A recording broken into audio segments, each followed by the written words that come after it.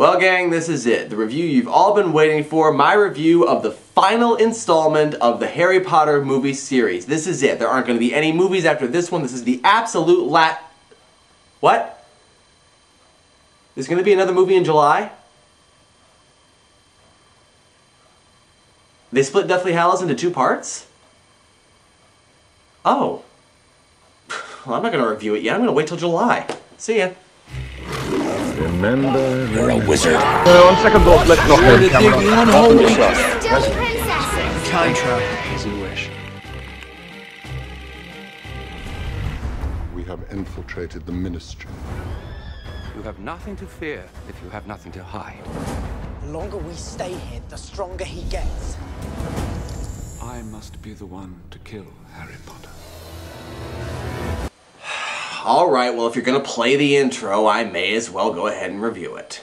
But before I get to my review of the Deathly Hallows, let's do a quick recap of my opinions of the previous 6 movies. I still think that the first movie was the absolute best of the series. It brought people in, it captured the spirit of the original novel, and it was just a really well put together movie. Movie 2 was not quite as good as movie 1, but then again, book 2 wasn't quite as good as book 1 either. I could have done without a lot of the hokey dialogue that they had in there, but for the most part, movie 2 did for book 2 what movie 1 did for book 1. Movie 3 I actually don't hate quite as much as a lot of people do. I think there are a lot of good things about it, but I also think it set a really bad precedent as far as consistency within the series is concerned.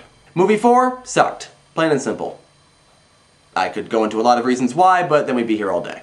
Movie 5 I feel was the best in the series after movie 1. I'm especially impressed by the fact that they were able to take the longest book of the series and make it into the shortest movie of the series. Movie 6, also good, but not quite as good as movie 5. A couple of major problems and the ending was really disappointing, but other than that, it's a decent film. So now, on to the first part of the 7th movie. Oh, and it really should go without saying, but I'll say it anyway. Spoilers. I'm going to start with the things that I didn't like and end with the things that I did like so we can end this on a positive note. Overall, I liked this film, but there were 2 things that kind of bothered me. The thing that bothered me, number 1, the aftermath of the Horcrux destroying scene. The Horcrux destroying scene itself was fine, except the Horcrux lacked a certain subtlety, but the scene itself was mostly pretty good. It was the aftermath that bothered me. Now, Ron has just faced what is pretty much his worst fear. Not only has he had to destroy a piece of Voldemort's soul, but he also just saw the girl that he loves making out in the nude with his best friend. And he just had the Horcrux pretty much tell him what he already fears to be true, that he's unwanted, that no one really cares about him. Are he and Harry not going to talk about what just happened? Is he not going to take a few minutes to recover? I mean, in the book, there was this very nice moment where Harry came up to Ron and told him that Hermione was devastated when he left, that she was crying all the time, and that she was always more like a sister to him, and think we hit upon the problem. You see, I think that Steve Kloves, who has admitted to being a Harry-Hermione shipper, just couldn't quite bring himself to write the words, "she's like a sister to me," and put them in Harry's mouth. I think that was just a little bit too much of a concession for him to make. Which means that we had a rather unsatisfying conclusion to this scene, but whatever. Thing that bothered me, number 2, Grindelwald. I understand why they had to cut it out, I understand that they have to streamline things, but I really wish they would have emphasized the relationship between Grindelwald and Dumbledore more. They kind of treated Voldemort as something of a protege to Grindelwald. Which is an interesting direction in itself, but it does mean that Grindelwald didn't feel that remorse for his actions that he felt in the book. In the book, he actually defends Dumbledore. He doesn't tell Voldemort where the wand is. And he dies for it, but he sets up that idea that Voldemort has to feel remorse for his actions before he can start to heal. Again, it's a minor thing, but it did kind of bug me when it happened. And then there were 3 things that didn't really bother me, but I feel like I should mention. First of all, you gotta love all these little games of 12 plot points in 30 seconds that they had to play because of all the things that needed to happen in this movie that they didn't set up in the other movies. Oh, Steve. Oh, and by the way, the burrow, you know, the burrow that got completely destroyed and blown up in movie 6, it's fine now. Yeah, it's fine. It's like it never happened. Second of all, one of the most frequent criticisms I've heard of this movie is that it doesn't really stand on its own very well. Which, I mean, it is part of a series, so that does kind of make sense. But also there are some things that get more of an explanation in the book that might be kind of confusing for anyone who hasn't read them. But, to be honest, I don't have a whole lot of sympathy for people that watch the movies without having read the books. Read the books! And then the third thing, once again, just like in movie 6, Harry has an invisibility cloak! Why is he not using it? That's all. Now on to the things that I liked. Thing that I liked, number 1, Ron. Finally, Ron has grown some balls. He actually has character development, he actually has growth throughout the movie, he actually has some depth beyond the comic relief sidekick that he's been playing for the last 6 movies. Steve Kloves finally seems to get that Ron is an actual serious character with, you know, depth. And I am so grateful for that. Thank you. Thing number 2, Hermione.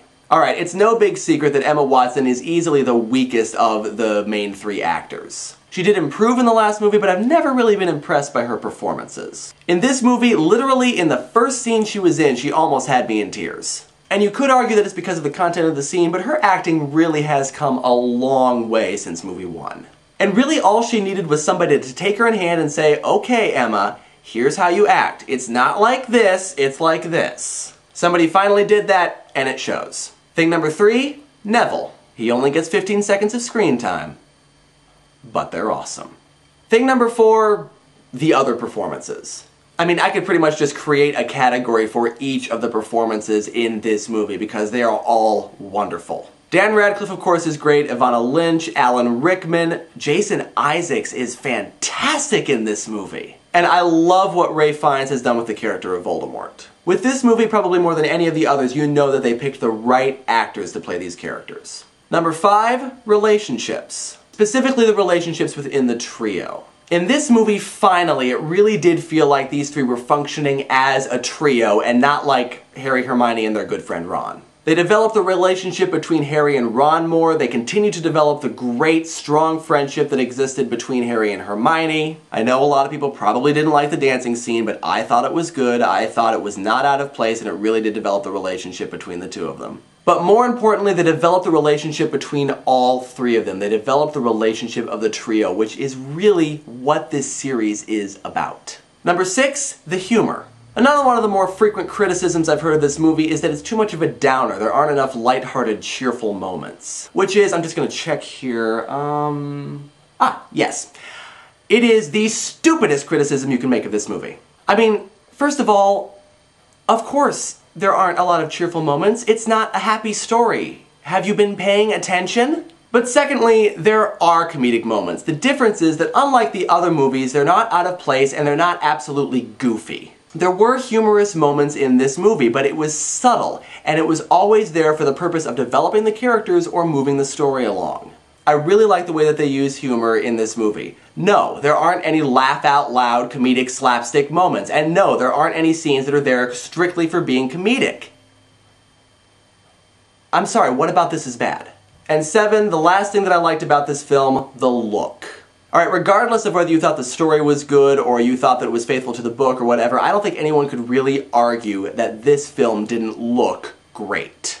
David Yates was at his absolute best here. All of the scenes were shot beautifully, the landscapes were gorgeous, it was just wonderful. And perhaps best of all for me is that there were not that many huge, obvious special effects shots that were there strictly for the purpose of showing off huge, obvious special effects shots. One change that they made from the books that I do appreciate is that Harry, Ron, and Hermione are walking to all of their remote locations rather than apparating there. And I like this because it really gives you the sense of the broad scope of what is going on. By seeing them walk to all of these different locations, we get the sense that these are 3 very small people in a very big world.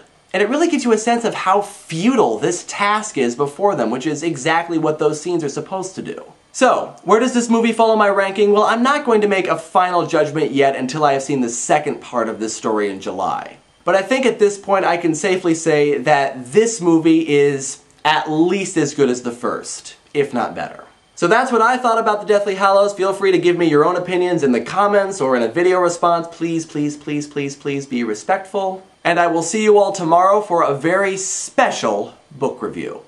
Bye-bye.